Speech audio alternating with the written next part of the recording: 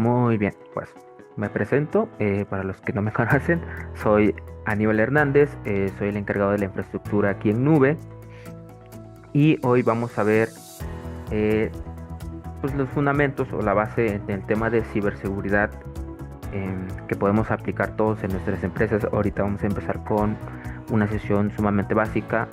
Hay algunos que pues ya saben, ya han tenido alguna experiencia configurando ya sea algún sistema de seguridad, un antivirus, etcétera. Sin embargo, vamos a retomarlo nuevamente. Esto es la primera sesión sobre seguridad. Tenemos pensado seguir haciendo más sesiones de seguridad. Ahorita empezando con la base y ir aumentando poco a poco el tema de eh, podemos decir, pues de lo básico a lo avanzado, ¿no?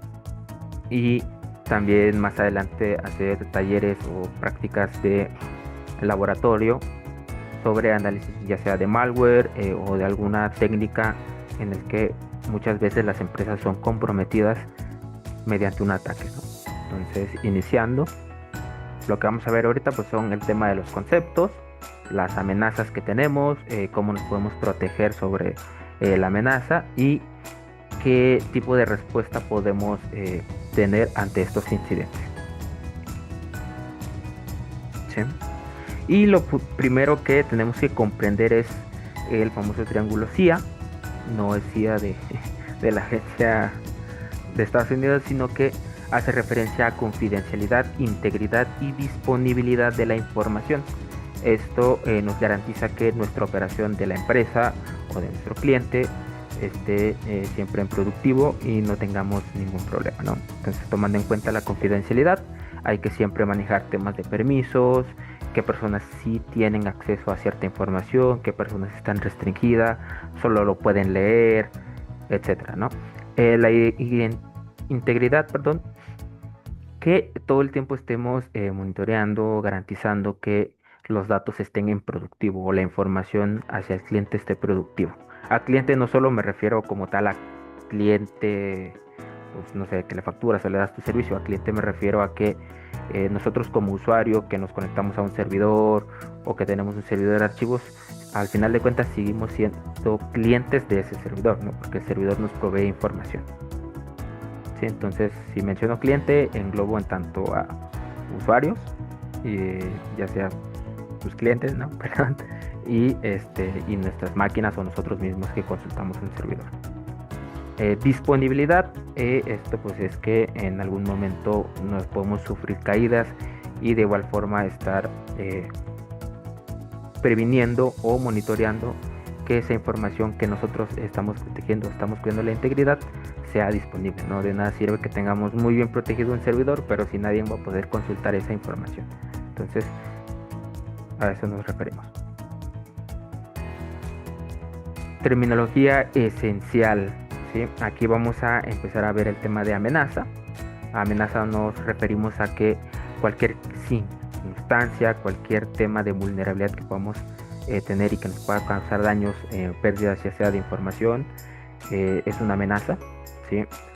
Riesgo, pues es la probabilidad de que suframos mediante una amenaza, explotando alguna vulnerabilidad de nuestro sistema. Y pues la vulnerabilidad es cuando no tenemos configurado algún sistema de manera correcta y podemos dejar un hueco en el que puede ser atacado o explotado algún sistema, ¿no? Y el exploit, pues generalmente son archivos o scripts que vulneran, más bien que aprovechan la vulnerabilidad y realizan un ataque, ¿no? Entonces, es lo que vamos a estar manejando durante la sesión. Vamos a entrar ya con el tema de tipos de malware. Aquí me gustaría preguntarles, ¿alguien ya ha tenido experiencia con sobre todo ransomware, que es como lo más común en las empresas? Si alguien ya ha lidiado con algún de este tipo de amenaza. De igual forma pueden encender su micrófono, pueden comentar en el chat. Sí me gustaría conocer quiénes ya han lidiado con algún tipo de amenaza en alguna empresa.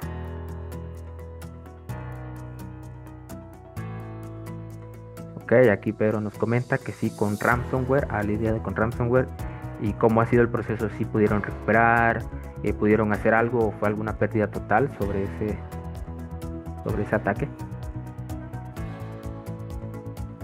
Igual si no les permite habilitar el micrófono, me dicen. Y quiero que la sesión sea un poco más interactiva, que vayamos conociendo, vayamos compartiendo experiencias para, de igual forma, si tienen dudas, pues irlos aclarando.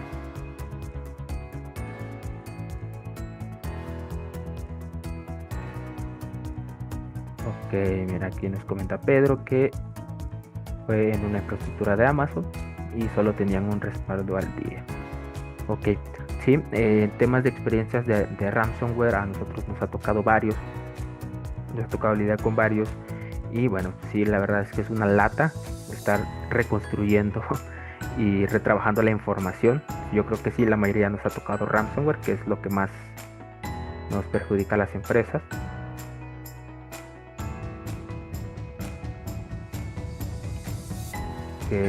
Sí, veo que varios han lidiado con ransomware. Pues no me dejarán mentir, si es un dolor de cabeza.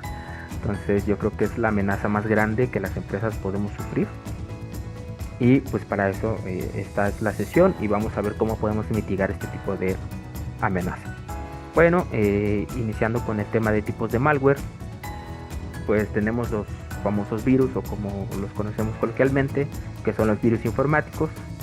Estos generalmente no suelen hacer un daño como un ransomware. Infectan la máquina, se propagan sobre archivos o ejecutables. Sin embargo, es más como de que te llegan a, no sé, cerrar ventanas. No es mucho el daño, pero sí es molesto, ¿no? Trabajar con este tipo de virus que no son muy destructivos, ¿no? Tenemos los troyanos, estos sí ya hay que tenerle un poquito más de miedo, porque estos son generalmente los spywares, o aprovechan vulnerables para abrir puertos, y esto pues su objetivo es ir robando información, ¿no? De poco en poco. No suelen causar mucho tráfico, por lo que nosotros no nos enteramos, entonces por eso sí hay que poniendo las alarmas cuando tenemos algún troyano ahí en algún equipo, porque el objetivo pues es escalar privilegios, ¿no? Llegar con personas que tienen información sensible y sobre esto pues sacar sus beneficios. Y el ransomware, pues los que ya han lidiado con esto sabemos que lo que hace es cifrar la información de un servidor o de una máquina, lo cual esos archivos que están cifrados pues quedan inaccesibles. Por ejemplo, un Excel, ya no puedes abrir el Excel. Un Word o un archivo de texto generalmente cifra la mayor parte de ficheros como bases de datos, archivos de Excel, archivos de texto, muchos. La verdad es que yo creo que no conozco ningún ransomware que no cifre todos los archivos. Obviamente los archivos del sistema pues no los cifra, que si no quedaría inaccesible la máquina, aunque también hay ransomware que sí realmente cifran todo y la máquina pues, o sea, Windows ya ni siquiera inicia, ¿no? O se van a la BIOS y ya eso prácticamente no podemos hacer nada. El objetivo pues del ransomware es pedir un rescate, que nosotros paguemos. Sin embargo, pues esto no es recomendable pagar un rescate de un ransomware, porque nada nos garantiza que nuestro equipo o nuestros archivos sea recuperado, o que no nos volvamos a sufrir un ataque de este tipo. Entonces aquí lo mejor es cambiar los discos duros, iniciar nuevamente de cero, incluso si es necesario cambiar la placa base, porque si hay ransomware que sí atacan la BIOS y eso queda inservible, entonces habría que cambiar prácticamente la máquina completa. ¿Sí? Phishing, ahorita en esta sesión vamos a enfocarnos un poquito más en el phishing, más que los otros. Sin embargo, sabemos que en el phishing es también de los ataques más comunes. Yo creo que no tenemos a nadie, o no conozco a nadie, de que ahorita mismo en su correo le esté llegando algún spam que sea un phishing o un correo fraudulento, ¿sí? El phishing, su objetivo pues es hacerse pasar por un correo auténtico, con el objetivo de que nosotros descarguemos un archivo, hagamos clic en una liga, llenemos un formulario con las credenciales que nos pide. Entonces El phishing pues son campañas literal, hay servidores que replican. Muchas veces hay servidores, o más bien los del sistema no nos damos cuenta que ese servidor está siendo utilizado para reenviar spam. No te enteras hasta que ves, ¿no?, tu IP que está en lista negra, ¿no? Entonces esto, si hemos lidiado con alguno que otro servidor web, sobre todo, ya sea que tengan cPanel o Plesk, que tienen alguna página ahí vulnerable, y sobre de eso pues se aprovechan los spammers, o sea, las personas, para reenviar sus correos fraudulentos. Entonces prácticamente son millones de correos que salen diarios de phishing. Y también tenemos el phishing, bueno, el spear phishing, que son ataques dirigidos a, generalmente son ejecutivos de empresas, ¿no? Ejecutivos me refiero a personas que tienen ya algún cargo muy alto en alguna organización. Entonces suele ser un ataque más dirigido con el objetivo pues de conseguir credenciales o información que pueda vulnerar la organización. Hasta ahorita no sé si tienen alguna duda. De igual forma, con confianza pueden ya sea habilitar el micrófono o escribir en el chat. Vectores de phishing, lo más común son correos o mensajes de texto. Y actualmente pues está viendo el tema de phishing, que es que ya prácticamente cada rato recibes una llamada de no sabe de dónde. A veces te llega llamadas de la India, que comúnmente es de la India, o de Estados Unidos y Canadá, sobre todo esos tres países, donde te llega llamada, contestas y no escuchas nada. El objetivo pues de estas llamadas, generalmente, que ha estado muy común este año, son bots que hacen las llamadas y van detectando, esta persona me contestó, es un número existente o es una persona que realmente existe, ¿no? Entonces van clasificando las llamadas y van generando bases de datos que posteriormente ya se convierten en un tema ya de extorsión o temas similares, ¿no? Entonces los más comunes son estos tres, aunque en este 2025 está aumentando muchísimo el phishing, que es el tema de llamadas. Técnicas de URL maliciosas. Entonces, en el tema del phishing, lo más común es que tengamos URLs parecidas a dominios auténticos. Por ejemplo, aquí tenemos el de Facebook, que pues, no puedes utilizar directamente el dominio de Facebook, pero sí puedes usar algo similar. Entonces en el correo o en el mensaje de texto pues va ahí incrustado, ¿no?, la URL. Y pues el ojo humano nos suele traicionar nuestra mente, ¿no? De que ves Facebook, por ejemplo, pero aunque sea con números y letras, tú entiendes que es Facebook tal cual, ¿no? Entonces, o Amazon, por ejemplo, también suele pasar. No nos quedamos a ver si realmente es la URL correcta. Sin embargo, como lo ves de reojo nada más, piensas que es una URL auténtico y solemos dar clic ahí, ¿no? Entonces, en el tema de los phishing suele ser este tipo de cosas, que los URLs vienen modificados, no son dominios auténticos. También otros muchas veces utilizan caracteres especiales en el mailing, o sea, en el envío masivo que hacen, y cuando te llega a ti en el Outlook o en el Gmail se muestran caracteres raros, especiales. Entonces ahí ya detectamos también que prácticamente no es un correo auténtico, sino que puede ser fraudulento, ¿sí? O también puede pasar que las URL están enmascaradas. Ese es un poquito más complicado de validar si es un correo realmente existente, porque pues ya sea que puedas utilizar algún acortador con algún dominio sumamente similar, porque hay unos que ponen una URL grandísimo en el correo, pues ahí sí ya se ve luego sospechoso. Pero si utilizan un acortador o algo que sea un poquito más llamativo, pues ahí sí podemos llegar a caer, porque pues es un acortador, tú le haces clic y ese acortador ya te redirige, ¿no?, al dominio pues, en el que ellos quieren que lleguemos. La ingeniería social pues es lo más común que se utiliza para el tema de phishing. Tenemos el pertexting, que es crear un escenario falso, ¿no? Para obtener información confidencial. No necesariamente es llenar un formulario o algo, sino que puede ser, por ejemplo, incluso por mensaje o por alguna llamada y te empiezan a preguntar ciertas cosas con el objetivo de identificar o seguir recabando información sobre la persona o la víctima, en este caso, del ataque. Tenemos el baiting o baiting, que es ofrecer algo atractivo para engañar pues a la víctima o al cliente víctima, que no sé si les ha pasado que les llega un correo, un mensaje de texto: felicidades, te ganaste, no sé, por ejemplo, el iPhone 16, y para reclamarlo tienes que hacer clic acá, por ejemplo, ¿no? Y tienes que llenar un formulario. Entonces es regalar algo en teoría para obtener información. Y el quid pro quo es ofrecer un servicio a cambio de información o acceso. Esto generalmente ya no sacas la información directamente de la víctima, sino que sacas información sobre alguna persona que quiera vender literal, no esa información tuya, ¿no?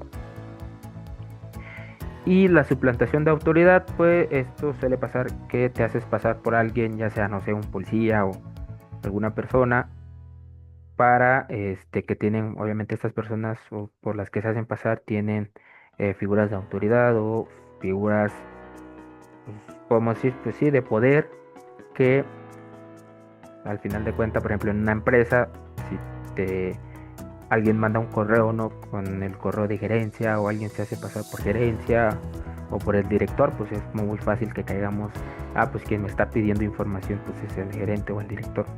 Entonces eso ya sería una suplantación de autoridad, o incluso puede ser una suplantación de identidad, que eso es ya cuando alguien se hace pasar por algún familiar para sacar información o conseguir el beneficio que tengan como objetivo. ¿Cómo podemos detectar un phishing? Esto, pues, tenemos tres maneras o tres cosas que tomar en cuenta. Uno es ver desde qué correo remitente está llegando dicho correo, porque muchas veces puede ser un correo, por ejemplo, de Netflix, pero no lo está enviando Netflix, sino que lo está enviando un arroba muchos caracteres .com. Entonces hay que ver quién envía o desde qué correo se envía ese mail, ¿no? Verificar enlaces es lo que les contaba. Hay que checar bien si te llega un enlace, a qué dominio te está mandando. Procurar no hacer clic, ¿no? Primero leer bien que sea el dominio correcto, ¿sí? O a veces lo que yo hago, por ejemplo, cuando me llega un correo de aquí tienes un archivo zip, o me llega algún correo de algún dominio que sí puede llegar a ser creíble, lo que hago pues es luego me voy al navegador, tecleo el dominio y valido si realmente el dominio existe. Leo un poquito qué dice en su página web, y sobre eso pues voy tomando la decisión. Siempre sí abro el archivo, siempre sí doy clic en el enlace para evitar caer en este tipo de ataques. Analizar cabeceras, este se debe ser un poquito más técnico. Hay software o hay programas o hay formas de que podemos nosotros analizar las cabeceras de un correo. Estas cabeceras pues nos van a indicar si realmente el correo fue certificado por algún proveedor o no, o desde dónde se está enviando, o si puede llegar a, incluso hay unos ciertos correos que ya se pueden hacer, que sobre todo en Gmail, que se puede poner caracteres de forma en el que se pueden llegar a ejecutar algún comando en el navegador. Entonces sí hay que tener muchísimo cuidado, y para eso pues habría que montar un laboratorio. Ese laboratorio no lo tenemos en esta sesión, pero sí tenemos planeado más sesiones de seguridad, y ahí es donde vamos a ver ya laboratorios directamente y hacer pruebas reales, ¿no? de este tipo de ataques que estamos mencionando.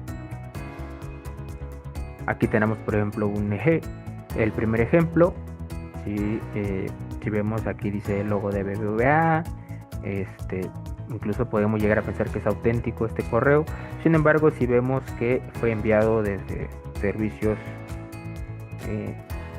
sabe qué, y el dominio pues es, por ejemplo, de España, ¿no? Entonces aquí ya sabemos que este correo no le pertenece a BBVA.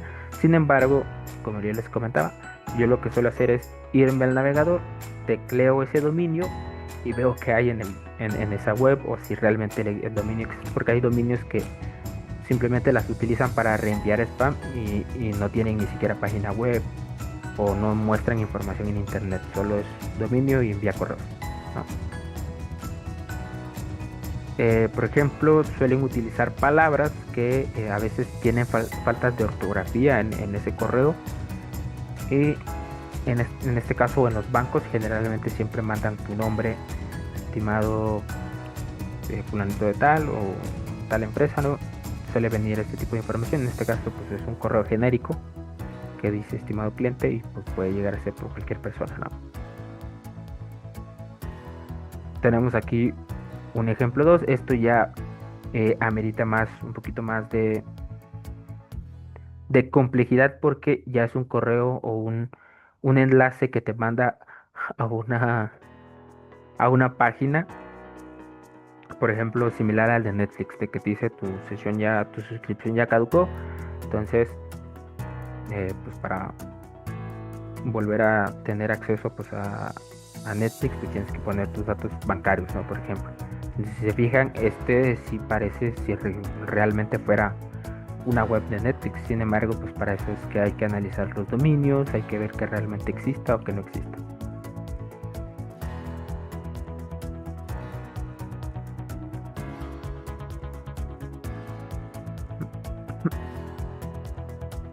Muy- Entonces, ¿tenemos alguna duda con temas de phishing? Sino para continuar con el tema de ataques de red.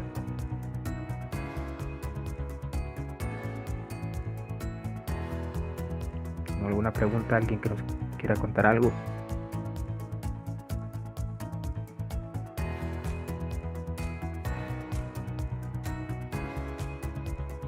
Perfecto, parece que no hay dudas. Entonces, vamos a continuar con temas de ataques de red.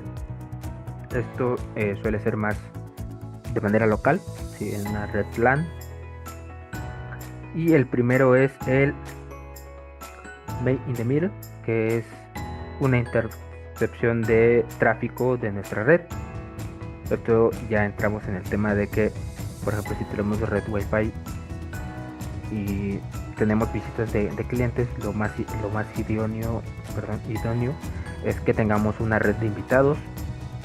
Esto con el objetivo de que si llega alguien, se conecta a nuestro internet y pues no sabemos quién es, puede llegar a incluso desplegar un sistema que monitoree la red con el fin de interceptar alguna información sensible o pues el objetivo que tenga, ¿no? Entonces aquí prácticamente es atrapar el tráfico para conseguir información. Tenemos el sniffing, que es una captura de paquetes. De igual forma tiene relación al primero que mencionamos, es ya extraer hashes o extraer información que viajan, no sé, en una máquina al servidor, y sobre de eso pues poder hacer un escalado de privilegios, porque si se puede, cuando un equipo cliente que ni siquiera tiene permisos consultar con el servidor, siempre manda hash, ¿no? Generalmente manda un handshake, que ese handshake se puede descifrar, porque al tener comunicación un servidor con un equipo cliente o un cliente,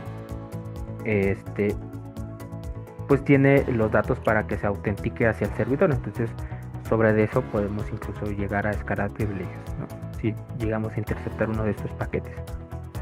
Tenemos los famosos ataques DOS o DDoS, que son ataques de distribución. Esto es el objetivo principal es saturar los recursos de un servidor para inhabilitarlo, ¿sí? Esto suele pasar, por ejemplo, cuando se cae alguna página, por ejemplo la página del SAT. Podemos decir que sufre algún ataque similar, por ejemplo cuando es cierre de mes. Todo el mundo quiere entrar a la página, entonces lo que pasa es que pues se cae el servicio porque no soportas la carga, ¿no? El servidor. Entonces DDoS es algo similar. pero en temas ya de ataques, pues son equipos zombies, se le conoce coloquialmente, o técnicamente se le llama botnet, que son equipos ya sea routers, cámaras IP, ya tu máquina, escritorio, laptop, tablets, teléfonos celulares, estos pueden llegar a infectarse por una botnet y prácticamente tu dispositivo se utiliza para realizar un ataque masivo, ¿no? E inhabilitar un servicio. Entonces, eso es ataque de DOS.